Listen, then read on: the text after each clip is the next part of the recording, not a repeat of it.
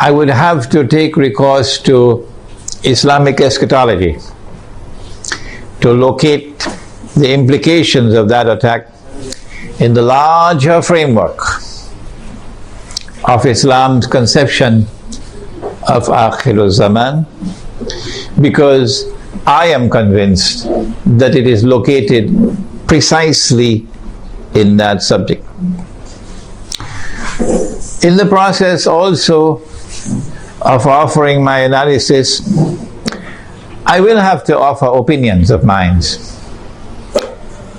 If a politician and a prime minister and a government official and a businessman and a carpenter and a taxi driver can offer opinions, why can't a scholar of Islam do the same thing? What's wrong with that? Provided, of course, that we recognize that only Allah does not make mistakes. Number one. And number two, in my instance, I always insist that when I offer my opinion or my view on any subject, I insist that my audience should never accept my view unless and until you are convinced that it is correct. If you can offer me anything better than that, please tell me. I think I've reached the limit. So I should be allowed to offer my opinion and my views. I'm not a prophet. I don't have an angel or a jinn whispering into my ears. I'm offering you opinions based on analysis. And I have the right to do so. And those who warn people don't listen to Imran Hosein should be ashamed of themselves. Having said that, we say that Israel wants to attack Iran because Israel ultimately wants to rule the world. Because the Zionists want to rule the world. Because the Judeo-Christian Zionist European Alliance wants to deliver to the state of Israel the status of ruling state in the world. That's why we believe all these wars are taking place. But why does Israel want to rule the world? They said some 50, 60 years ago, and even then they were telling monstrous lies. So 9/11 was not the first lie. They said that all that we want to do is to create a Jewish homeland in the Holy Land where Jews can live in safety and security. That's all we want to do. And we say that was a monstrous lie. What you wanted to do was to establish a Zionist state in the Holy Land, which would seek to impersonate Holy Israel, the holy state of Israel, that was established by Nabi Dawood alayhi salam, the Prophet David, and Nabi Sulaiman alayhi salam, the Prophet Solomon, and that this Zionist state of Israel would one day rule the world. That's what you wanted to do. And you want Israel to rule the world so that one day, not too long from now incidentally, a man would stand up in Israel. Nabi Muhammad alayhi salatu wasalam described that man to us 1400 years ago or more. So if you're listening in Washington tonight, let's tell you what the Prophet said. And if you're listening in London and in Jerusalem tonight, let's tell you what Prophet Muhammad alayhi salatu wasalam said. He said that that man would be a Jew He would be a young man. And so the end of history will witness young people taking over the world. He would be a powerfully built man. He would have curly hair. And he would declare,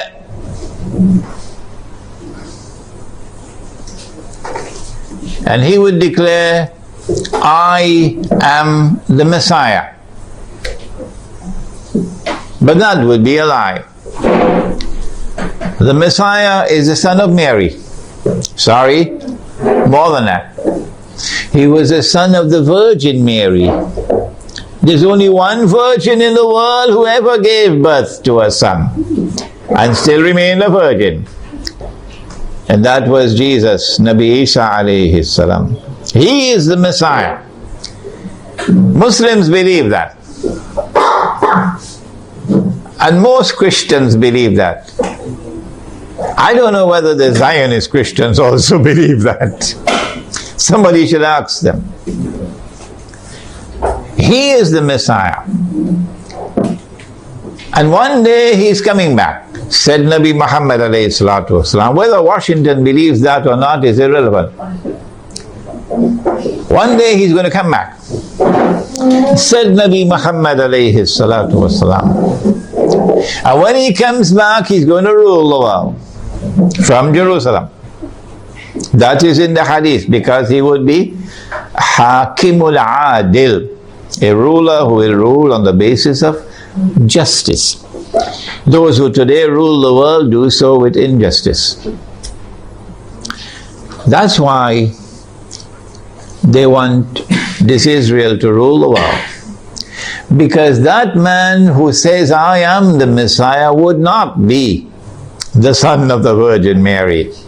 No, said Nabi Muhammad alayhi salatu wasalam, he would be al-Masih al-Dajjal, the false Messiah, the Antichrist.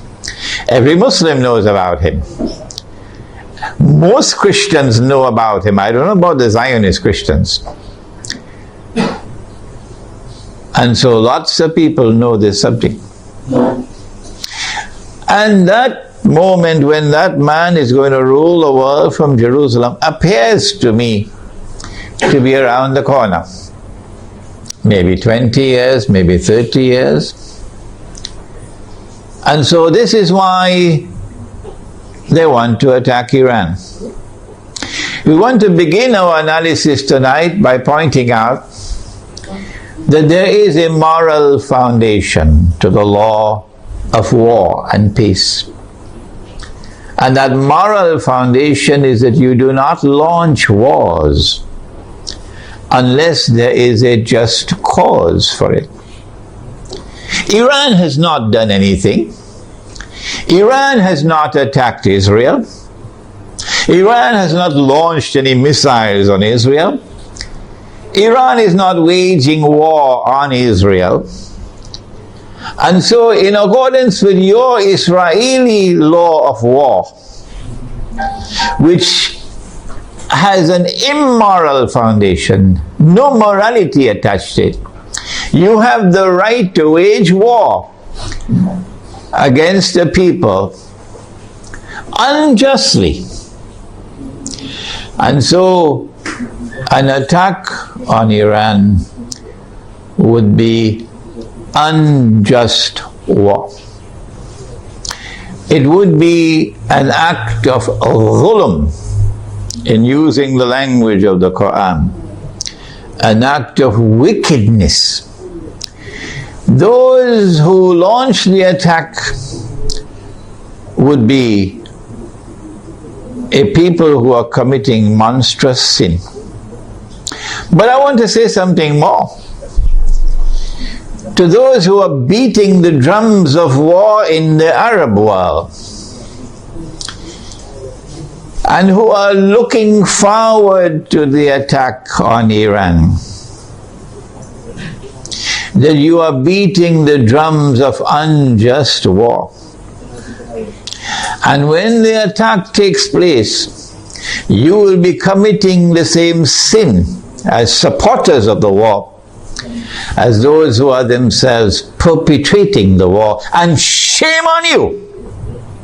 Shame on you, we say to you, straight to your faces, from here in Malaysia, that if you support the attack on Iran, you are supporting unjust war. You are yourselves a party of dhulm, and Allah does not provide guidance to the people who commit dhulm. One of the reasons why many Arabs, not all Arabs, not at all, but many Arabs are beating the drums of war, looking forward to an attack on Iran, is because Iran is Shia.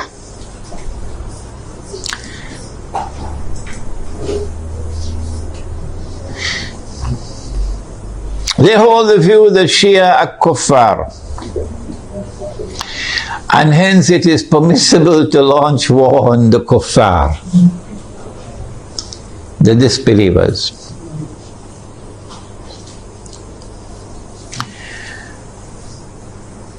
How can you come to this conclusion, the Shia are kuffar?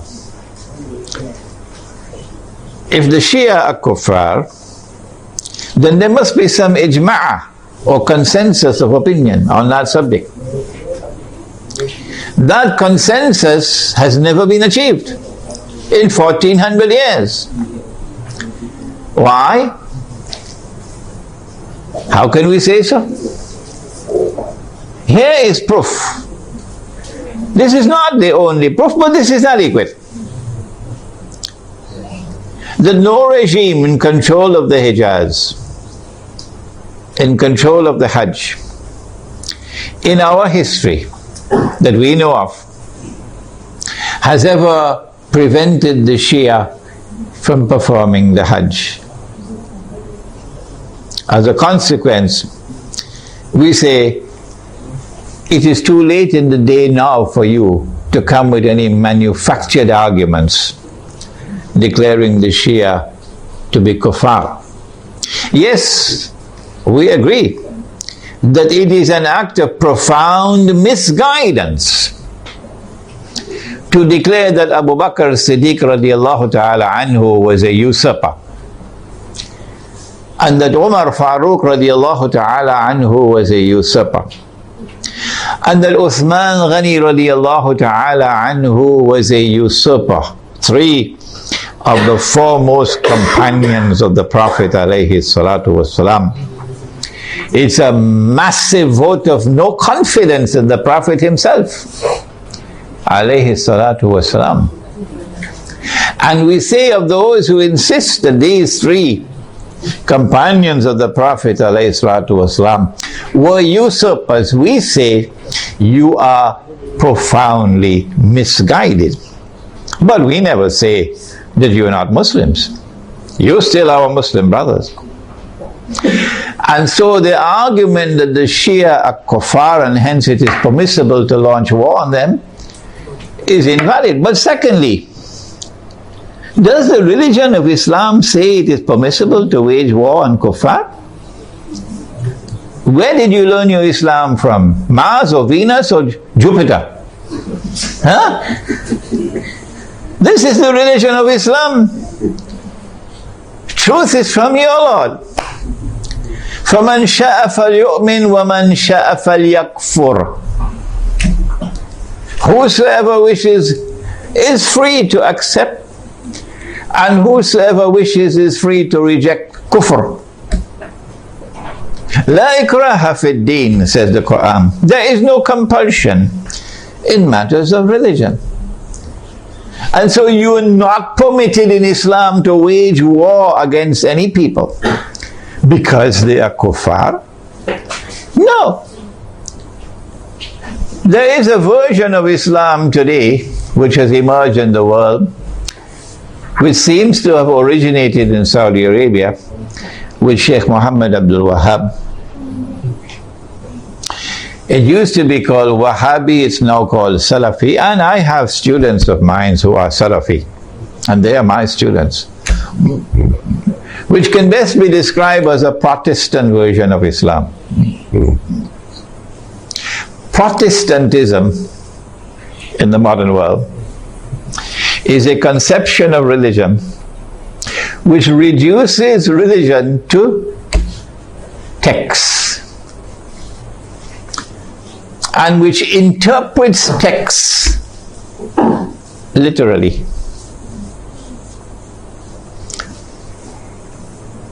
As a consequence, Protestant Islam is incapable of distinguishing between appearance and reality, particularly when they differ with each other. But let's leave that fairly technical subject for a while. It is Protestant Islam today which is beating the drums against the Shia. Muslims who are Sunni and Muslims who are Shia have lived together for 1400 years, peacefully, amicably, without any boxing gloves, fighting with each other, without any bloodletting. And it is strange that at a time when the Zionists are about to move to their final stage of the mission, there should come this strange drum beating from that version of Islam with great hostility to the Shia and paving the way for promoting war against the Shia. They call it a jihad against the Shia. They would like to force the Shia to abandon their Shia beliefs and to become Sunni. Do you do it by warfare? Actually, although they themselves may not understand it, the drum beating against the Shia and the attack which is about to be launched on Iran is located in a larger framework in which those who are waging war on Islam are seeking to do something that will function as a catalyst for creating Sunni-Shia civil war in the world of Islam. Sunni-Shia civil war would be something that would be massively beneficial for Israel. Number one, Sunni-Shia civil war will make Islam look negatively, a negative image in the world. At a moment when Islam is center stage in the attention of the whole world. Number two, Sunni-Shia civil war in Islam, Sunni versus Shia, would function as a diversion, diverting attention, both Muslim and non-Muslim attention, away from the plans of the Zionists to rule the world. Thirdly, Muslims fighting against themselves will obviously lead to a loss of power. Our power will decrease, and that will be strategically advantageous for Israel. But most important of all, if an attack on Iran provokes Sunnis to be so foolish as to turn in hatred against the Shia, and provokes Shia to be equally foolish to turn in hatred against the Sunni, then that Sunni-Shia civil war, and I hope none in our audience here tonight is so stupid, it will allow that Sunni-Shia civil war to destabilize very important parts of the world of Islam. where there are significant Shia communities living amongst the Sunnis. Before we turn to identifying those areas which can be destabilized and advantageous for Israel, let us conclude this section by asking, how should Sunni Muslims around the world, who I hope would listen to this lecture, how should Sunni Muslims respond to an unjust Israeli and NATO attack on Iran? Number one, Sunni Muslims must follow the guidance of the Qur'an and the guidance which has come from Nabi Muhammad alayhi salatu wasalam, and not follow CNN and Al Jazeera. And you must support the victim of aggression. وَلَوْ عَلَىٰ أَنفُسِكُمْ. Even if the victim of aggression is not your friend. In this case, he's your Muslim brother. You must support the victim of aggression, and you must condemn the aggressor. That is the first response. Iran will be a victim of aggression, and Israel will be an aggressor.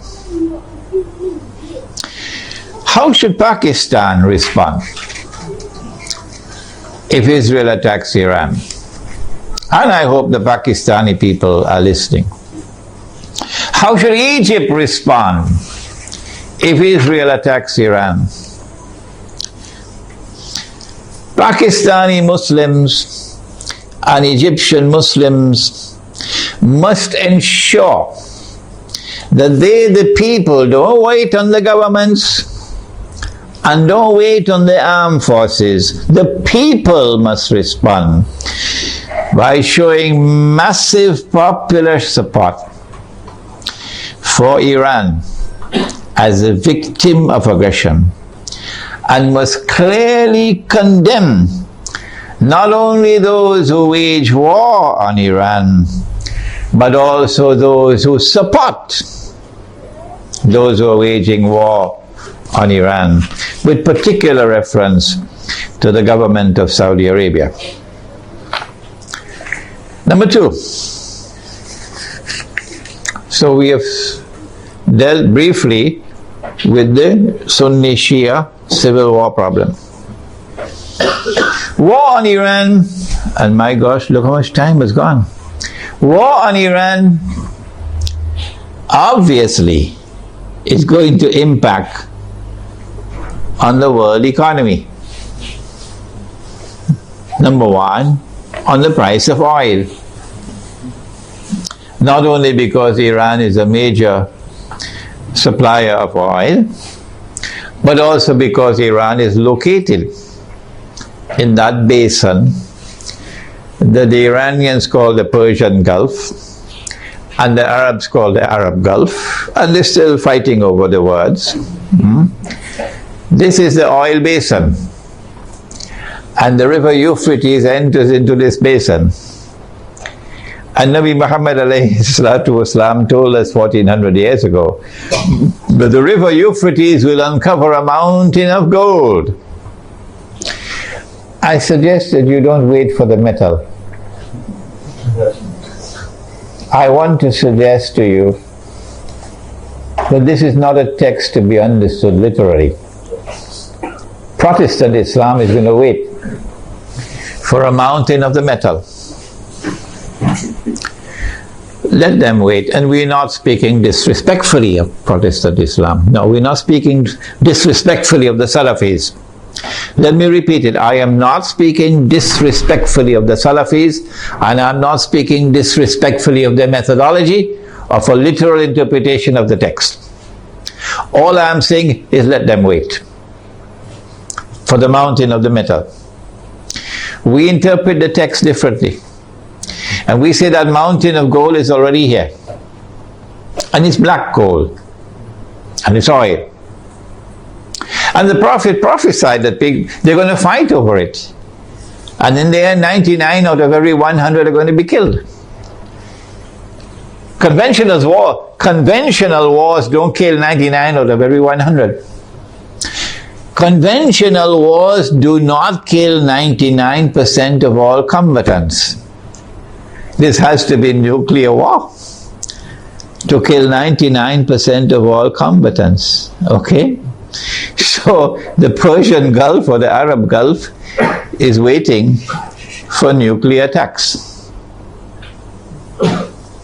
The price of oil is going to shoot up because Iran can also block the Straits of Hormuz. Yes, Iranian territory on this side and Oman on that side. It's not difficult for Iran to block the Straits of Hormuz and disrupt the passage of oil tankers.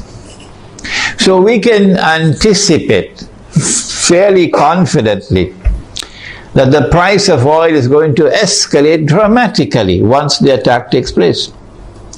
And the American government knows that. And that's why the American government does not want Iran to be attacked.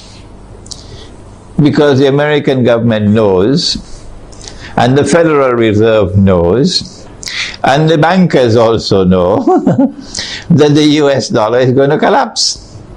It will not survive an Israeli attack on Iran with the price of oil shooting up through the roof. And if the US dollar collapses, of course, they're going to have to demonetize the US dollar. It will no longer be legal tender. They have to have something in place. They probably already have something to replace it, but at a fraction of its previous value. The American economy is going to collapse. Large numbers of white Americans are going to lose their wealth. And many of them are going to be listening to this lecture. There's going to be chaos in the United States when the economy collapses. There can be riots in the United States, and they're already anticipating that. And so an attack on Iran would lead to economic, financial, and monetary consequences that will be disastrous for the US economy. Israel wants to become the new ruling state in the world. And for that you have to go to my book. Would someone kindly give me a copy of Jerusalem in the Qur'an? You have to go to my book Jerusalem in the Qur'an for the Islamic eschatology. The Dajjal, when he's released on earth, will live for 40 days. The Prophet said, one day like a year, one day like a month, one day like a week, and all the rest of his days like your days. We said a day like a year, and Britain became the ruling state in the world. And the world experienced what they call Pax Britannica. It wasn't Pax at all, it was only war.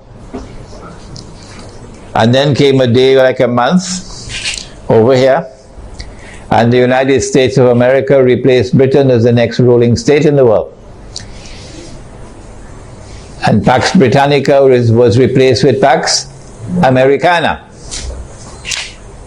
And the British sterling pound was replaced by the US dollar. And we said, this is our opinion, that a day like a year came to an end and was replaced by a day like a month. This is the first time in our history that this hadith was interpreted this way. And now we are saying that a day like a month is coming to an end and a day like a week is commencing. And so there has to be a passage from the United States to a third ruling state. And 10 years ago when this book was published, we said the third ruling state is Israel. Israel wants to become the third ruling state. For Israel to become the third ruling state, the United States has to collapse.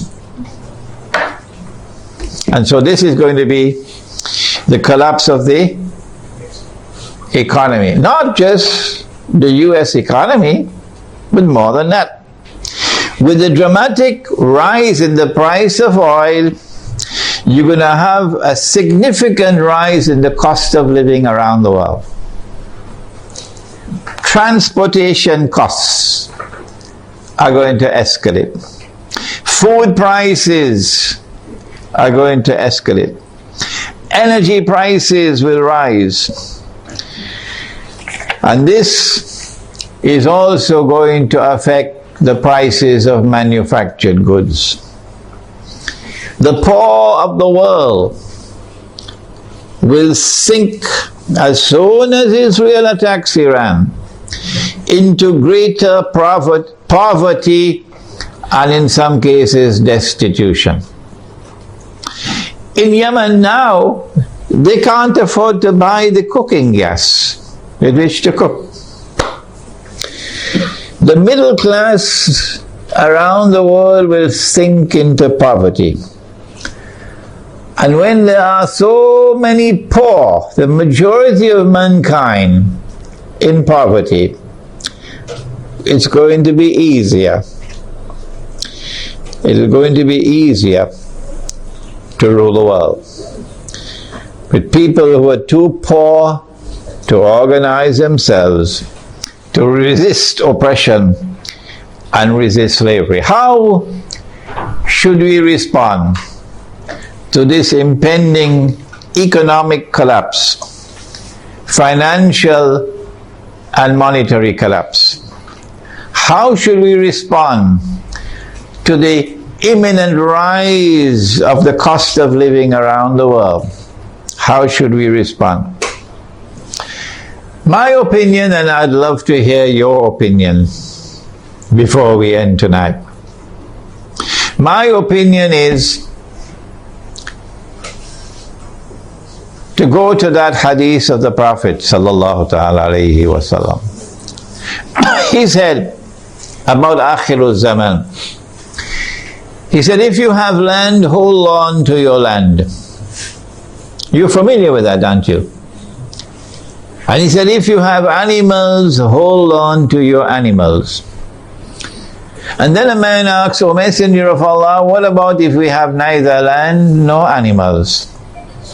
He said, sharpen your sword. Of course, CNN is going to call him a terrorist now.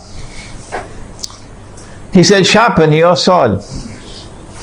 Because you're going to be dealing with chaos and anarchy and riots as people seek to survive by fighting each other for food. Where can we get land and animals to sustain ourselves in this impending collapse? The answer is certainly not in the cities. If you believe that you can survive in the cities and get land and animals in the cities, you should buy a one-way ticket to the moon. And so Egypt, I'm talking to you tonight. In Pakistan, I'm talking to you tonight. Listen to me and get out of the cities. 20 million people in a city, 15 million people in a city. Who's going to feed them? Where are you going to get your food from? What's going to be the price of that food? Get out of the cities while still there is time. Go to the countryside. Go to where rain falls. Go to where there is water. And produce your own food. Dairy crops, food crops, dairy farming, milk and meat, so that you can survive the storm that is coming. Ensure there is water supply. Do not depend on oil for energy. Use natural energy. A bicycle is natural energy. Wind, solar energy, water energy. Number 2, live in small communities, because small communities can more easily sustain themselves without having to be dependent on supplies of food from outside the communities.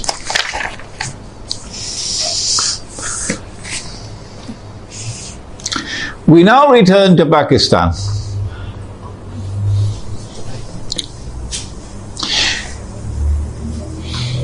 An attack on Iran can be launched simultaneously with an attack on Pakistan.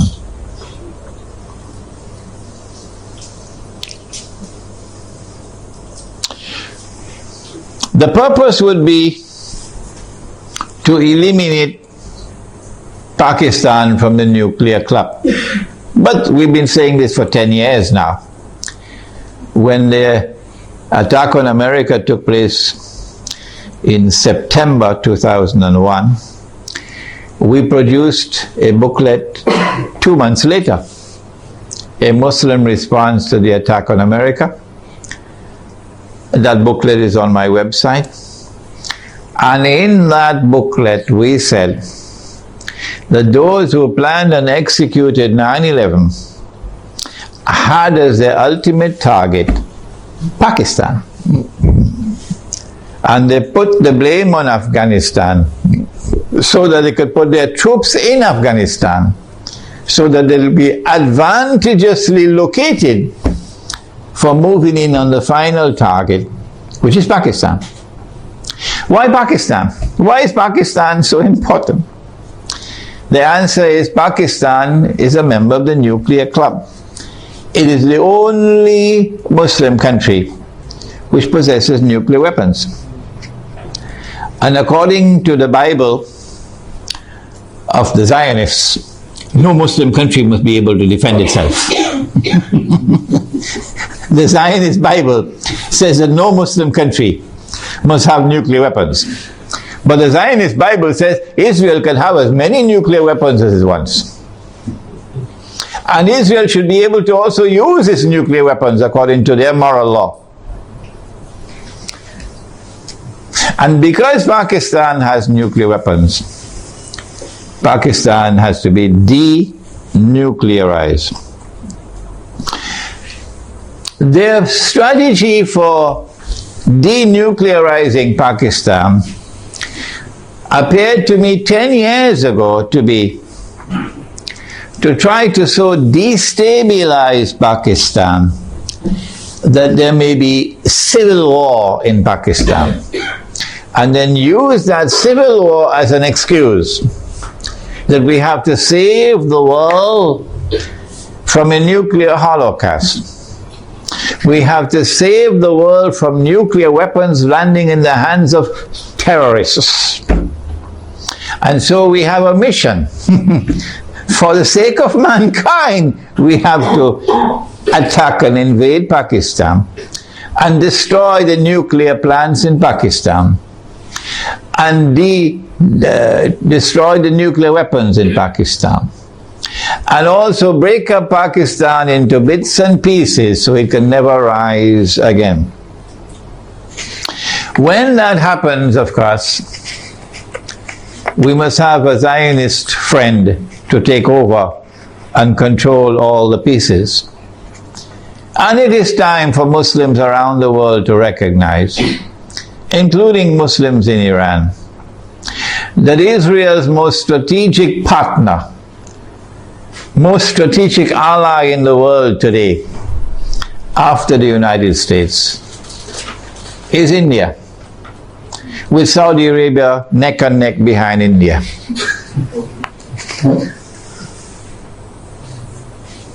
And so, not only must India be